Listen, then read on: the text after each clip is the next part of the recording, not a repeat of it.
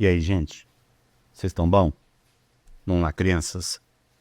Princípios gerais na interpretação de testes diagnósticos, ok? Princípios gerais. Isso se aplica a uma diferente gama de testes diagnósticos que você pode encontrar: exame de sangue, exame de urina, exame de fezes, eletro, raio-x. Isso se aplica a grande parte dos testes diagnósticos que a gente conhece. Esses princípios vão ser aplicados e aí vocês vão entender o que a gente quer dizer com isso com relação a princípios gerais, tá? Então, a primeira, eu coloquei duas coisas aqui como essenciais, que estão aqui escritas aqui, ó, vocês podem ver, né?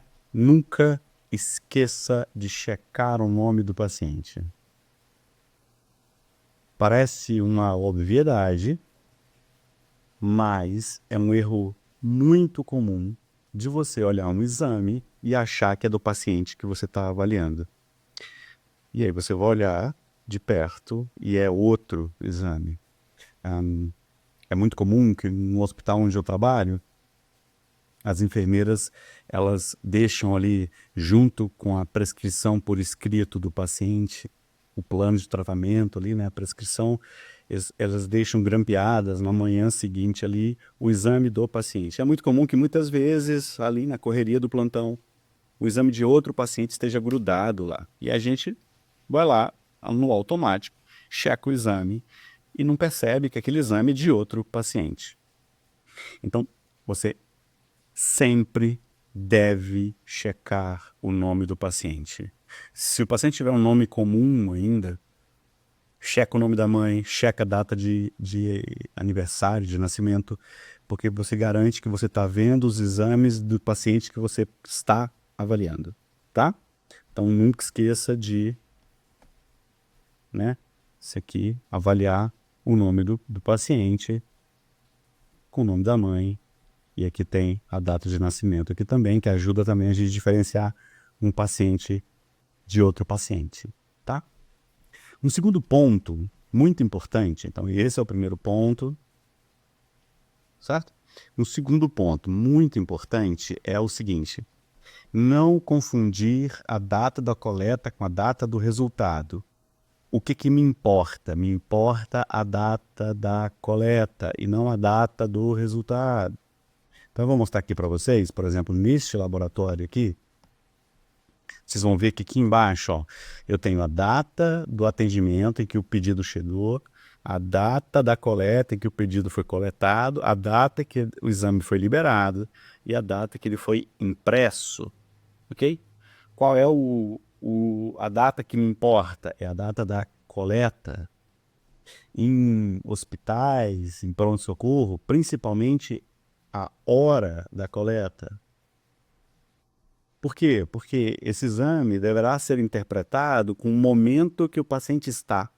A depender do problema que ele tenha, os exames eles vão ter alterações muito drásticas muitas vezes. Então eu preciso saber o momento que o paciente está e a coleta que foi feita.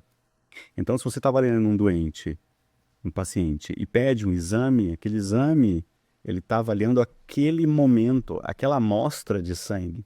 Ela é um retrato daquele momento. E então, a data da coleta é a data mais importante. Não é a data do atendimento, não é a data que foi liberado o exame, não é a data que foi impresso o exame. O mais importante é este detalhe aqui da data da coleta. Isso aqui não é bobagem, isso aqui não vai precisar, isso aqui não vai precisar, eu nem vou olhar, ok? Então, sempre chequem a data da coleta. Um erro muito comum também é você olhar exames, muitas vezes, da semana passada e você está achando que é da agora. Então, você viu um potássio de semana passada, está tentando corrigir um potássio semana passada. E aí você pode causar mais problemas do que trazer soluções para o paciente. Então, chequem a data da coleta, ok? Show. Então, continuando. Essa situação aqui, ela é muito comum e eu quis citá-la aqui especificamente, porque isso acontece, talvez vocês, alunos, você já tem parentes de vocês que já estão assim, fulano, olha esse exame aqui pra mim. Não tem?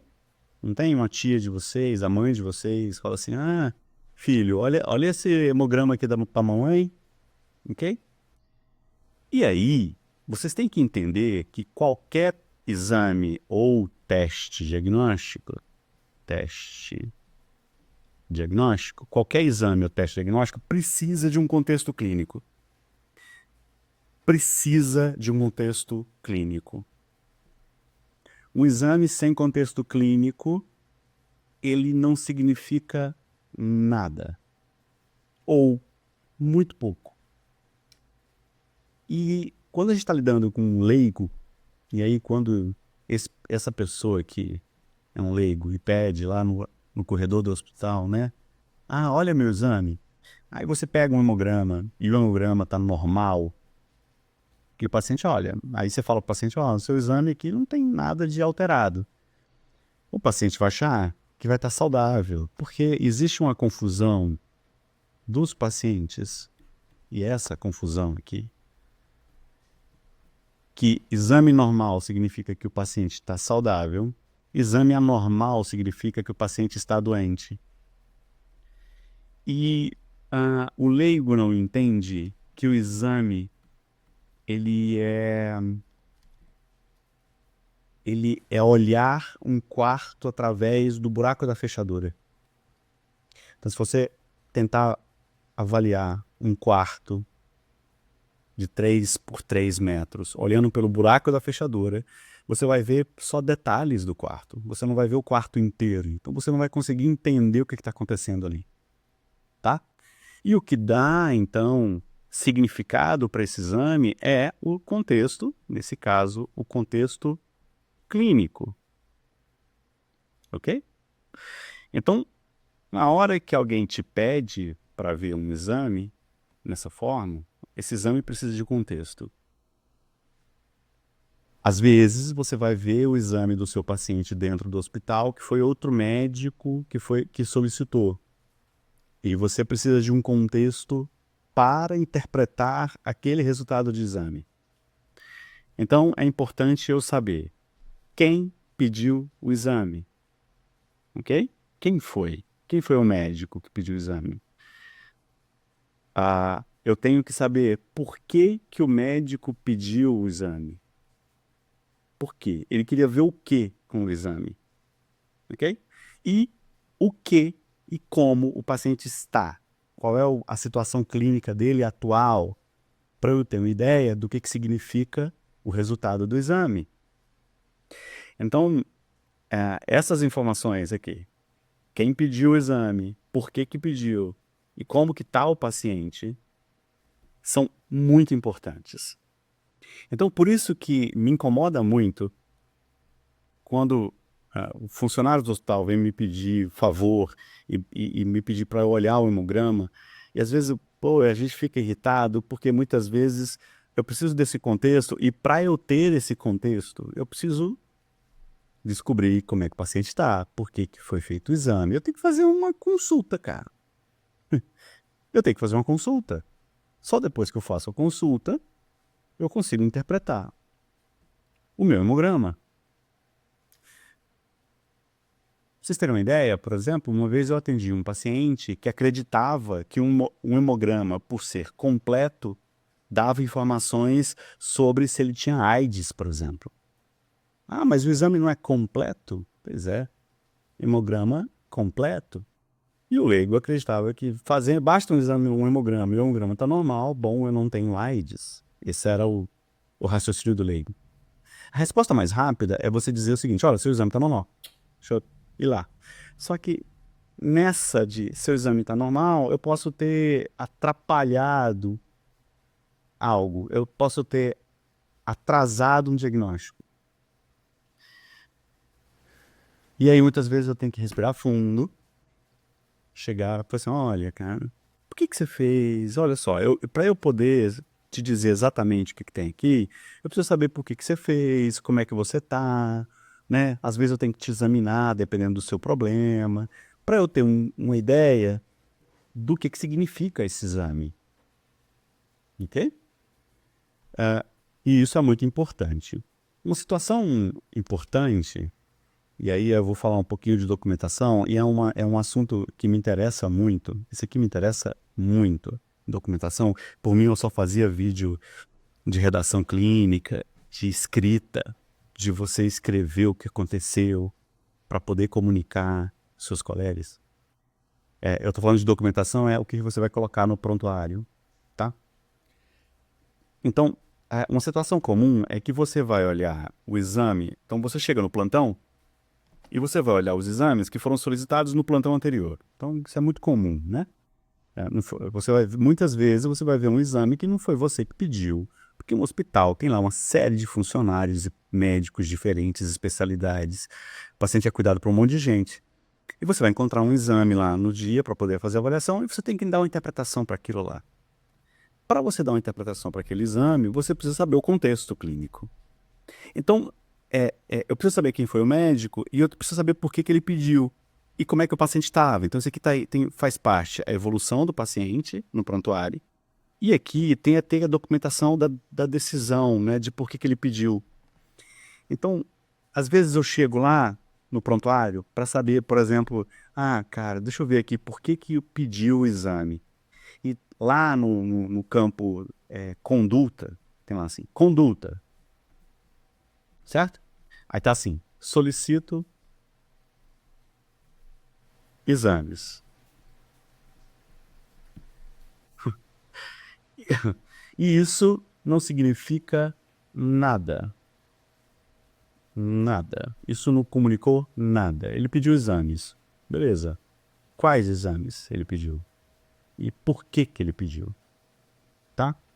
Então, quando eu peço o exame, a gente tem que entender que eu preciso documentar que a solicitação do exame tem que ter uma indicação clara e precisa de por que você pediu o exame. Deixa eu escrever isso aqui, porque isso aqui é muito importante. Não existe exame de rotina. Bota isso na cabeça. Não existe exame de rotina. Os exames são pedidos para avaliar algo específico, porque você tem uma expectativa de aquilo pode ou não estar alterado, e para isso que você precisa. O exame tem que ter um propósito. Um exame sem propósito é uma arma na mão de um macaco. Você dá dando tiro para tudo quanto é lado. E você vai ficar perdido na avaliação e na interpretação dos exames. Então, quando você for documentar, você vai documentar: eu solicito hemograma para investigação de sinais de resposta sistêmica inflamatória. Sacou? É isso. Solicito novo hemograma para avaliar resposta ao tratamento antibiótico. Dê uma indicação clara do por que você pediu, para o colega, quando avaliar o seu exame, souber o que significa aquilo lá. Senão ele não vai saber, tá? E outra coisa importante na documentação, aproveitando que a gente está falando disso, é você... Deixa eu diminuir essa fonte aqui um pouquinho. É você documentar a interpretação e não o resultado. Entendeu? Então, olha só. Vamos lá. Quando você pegou o exame e for documentar, você documenta a sua interpretação. Você não documenta o resultado. O resultado é redundante. Não adianta chegar lá e colocar assim, hemoglobina deu 8,1. Tá, eu sei, tá aqui no exame. 8,1. Tá? Você pode colocar até como referência, mas o mais importante não é documentar o valor. O mais importante é documentar a sua interpretação. Então, muito mais interessante é você documentar essa série vermelha aqui do anitrograma como hemoglobina de 8,1, isso aqui é uma anemia E aí você tem um VCM de 91 normocítica e um HCM de 31. Um HCM tá meio alto? Não, tá normal, é meio é normal. Normocítica, normocrômica. Anemia, normocítica, normocrômica. Se eu tiver mais informações, se eu tiver o valor anterior, eu posso dizer que houve uma queda dos valores de hemoglobina, beleza. É muito melhor eu anotar a minha interpretação do que o valor. Ah, você quer colocar o valor porque quer ficar como referência? Coloca o valor, mas coloca a sua interpretação, tá? Você documentando a interpretação, você está documentando para si mesmo o que deu. Ouça o que eu estou falando para vocês, ok? Tá. Então, você precisa conhecer o contexto em que o exame foi solicitado para que eu possa interpretar. Então, tem um hemograma aqui. O paciente está aqui, ó. Então tá, por exemplo, esse caso aqui tem um hemograma completo, que é a avaliação quantitativa dos elementos celulares ali do sangue, né? Então eu tenho avaliação de hemácias, de glóbulos brancos, de leucócitos e de plaquetas. Basicamente é isso. E você precisa, e aí você tem uma avaliação, né? Então eu olho o hemograma aqui, eu sei que é um homem, aqui ó, é um homem com 42 anos de idade que tem um hemograma que ele tem uma anemia. E ok, isso é só uma característica do exame. O que significa essa anemia? Eu não sei. Eu não tenho contexto. Não tenho a menor ideia de por que o João está anêmico. Porque anemia não é um diagnóstico. Anemia é um sinal clínico. Dizer que alguém está anêmico é dizer que alguém está com dor, é dizer que alguém está com febre, é dizer que alguém está com a pressão alta. É uma característica baseada em um parâmetro. Ela por si só não significa nada. Okay. Eu preciso de contexto clínico. E o contexto se dá pela história clínica, exame físico, outros exames complementares e o resultado que você está querendo interpretar. Beleza? Com sorte, teremos vídeos avaliando casos. Eu coloco o casinho para vocês, a gente vai dissecando o caso e tentando interpretar o que tem lá, tá? Aqui tem uma série de outras, a gente vai ver cada item aqui do hemograma para a gente saber o que cada um significa, mas isso não é para agora não, tá? Então voltando para cá de novo. Então preciso de contexto clínico. Então por isso que eu fiz uma piadinha aqui de não transformar as suas anotações em prontuário, né? Essas anotações aqui são em prontuário. Deixa eu deixar aqui escrito como se fosse um jogo de adivinhação em que o médico adivinha aí o que eu estou pensando. Não, não é. Tem que ser claro. Lembrando que o prontuário, ele precisa documentar o seu processo de tomada de decisão. E aí, alguém tem que ler o seu prontuário e ter clareza de por que o paciente está doente, por que você pediu esse exame, por que o paciente está internado. Se quem lê não consegue ter essa clareza, a documentação está ruim. E se a documentação está ruim, na tua cabeça também está ruim. Se liga nisso. Na sua cabeça também está ruim. Você documenta no papel para estar claro na tua cabeça. Vamos lá. Próximo passo. O próximo detalhe é este aqui, ó. A gente tem uma coisa chamada intervalo de referência e não intervalo de normalidade. Então, quando eu olho aqui o hemograma, então vamos lá, ó.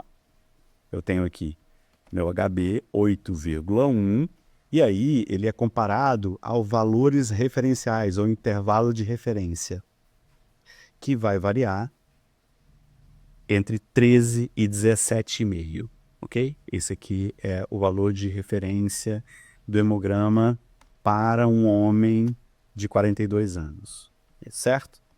Vamos lá. Então, o que eu estou querendo dizer isso com aqui? Esse aqui, ó, intervalo de referência não é intervalo de normalidade. Então, não se chama intervalo de normalidade. não significa que estar abaixo de 13 é anormal, estar acima de 17 é anormal e o que está ali dentro é normal. Não é definição de normalidade. Esses valores são referências populacionais para tentar definir objetivamente o que seria fisiológico, mas essa definição precisa de contexto. Para eu dizer a hemoglobina, por que então tem um intervalo? Se você olhar lá, tem de 13 a 17 mais ou menos, né? Aqui está 13, aqui está 17, que é um intervalo de hemoglobina, né? Que está citado ali no hemograma. E o que eu estou querendo dizer é que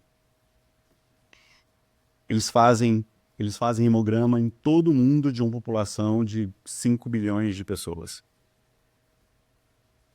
E aí eles vão pegar a variação em que 95% dessas pessoas, mais ou menos 2 desvios padrão, a gente chama de intervalo de referência.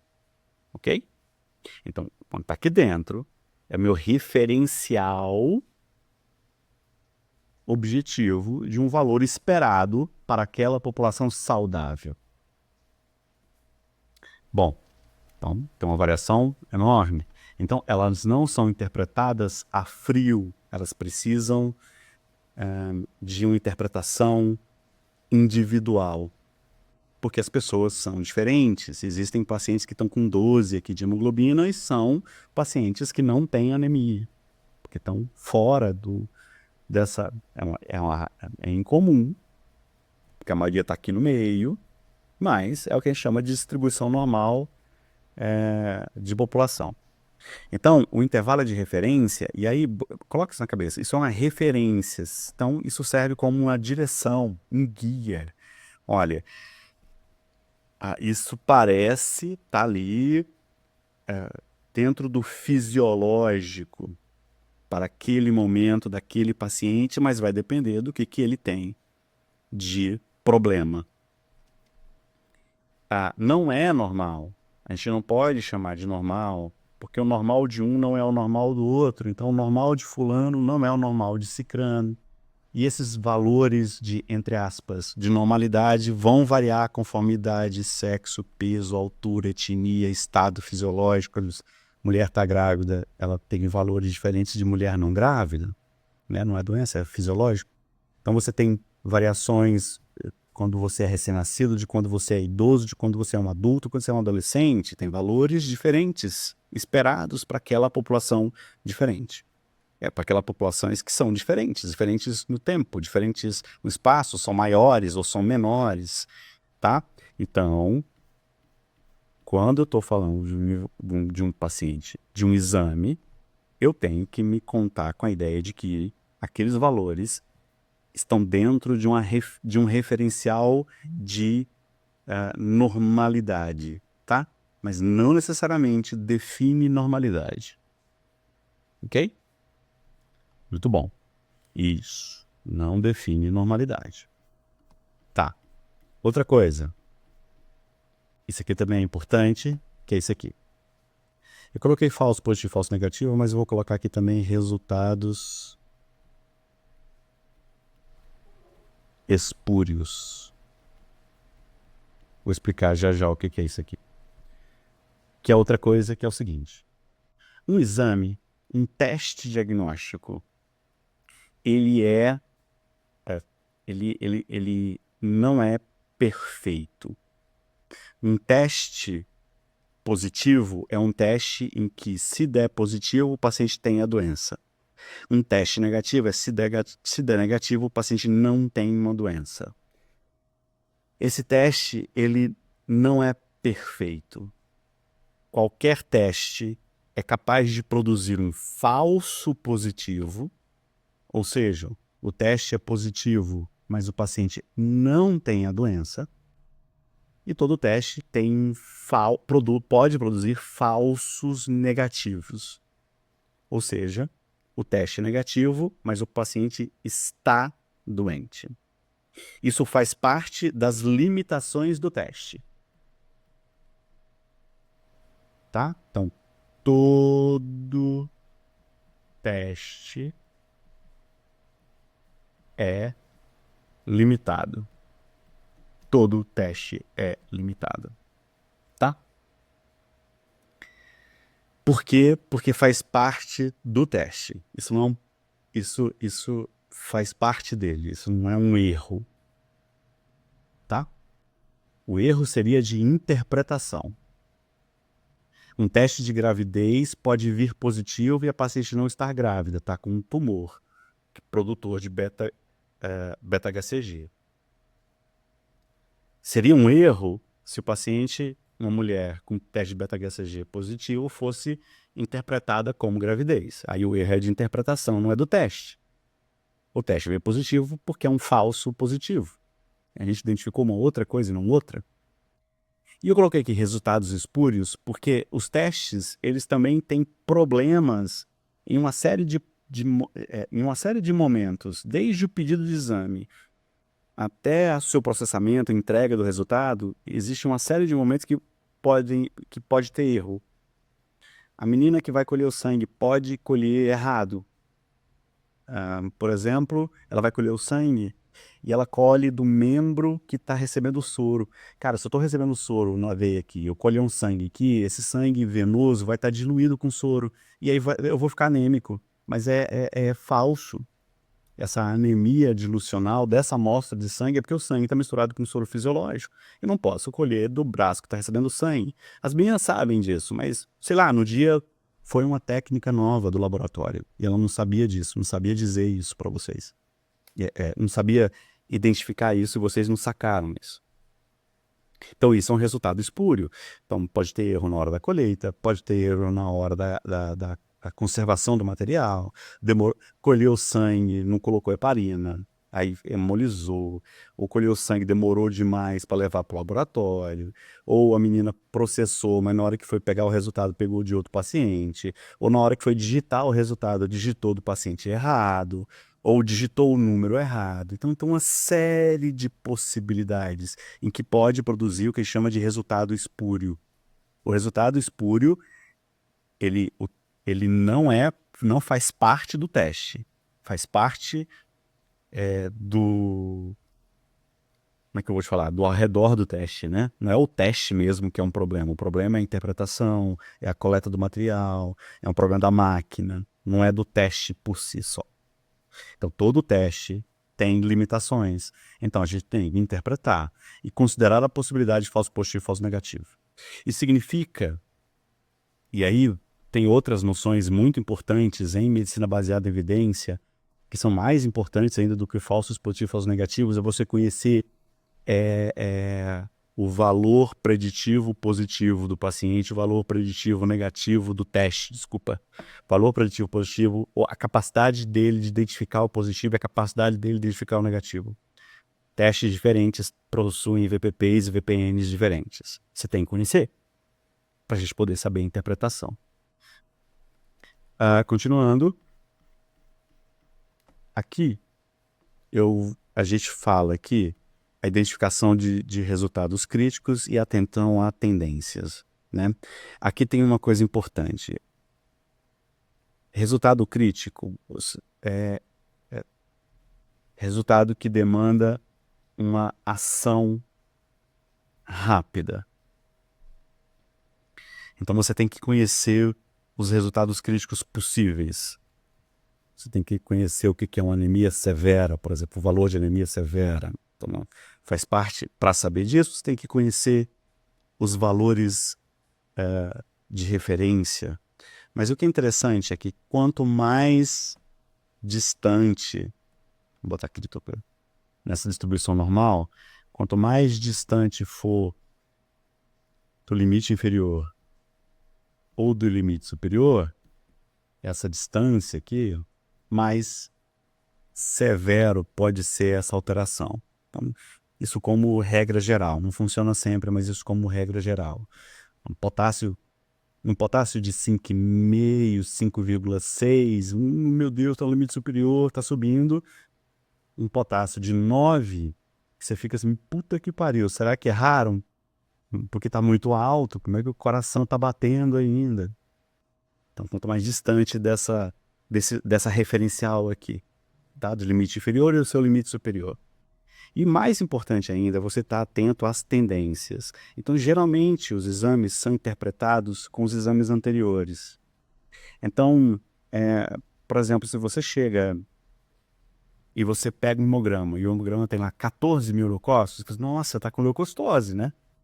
Mas se você viu que o hemograma, há 48 horas atrás, era de 20 mil e agora está de 14 mil, se isso se somar a uma melhora clínica, com diminuição da febre, diminuição da dor, e o estado geral do paciente melhorou, essa queda, ela é um bom sinal. Então, essa leucocitose é um bom sinal, porque a tendência desse exame é de queda.